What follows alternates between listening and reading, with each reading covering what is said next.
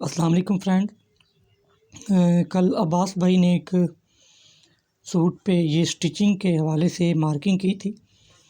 असल जो इसका तरीक़ाकार है ना, अगर आप चाहते हैं ये टांके पे टांका ना आए तो आपने यहाँ ठोका निकालना है। वो ठोके से 2 टांके यहाँ से ये सिलाई लगा ली जाए और नीचे दोनों धागे निकाल के उसको गिरान लगा दी जाए, ठीक है। और ये चीज़ नहीं आएगी डबल।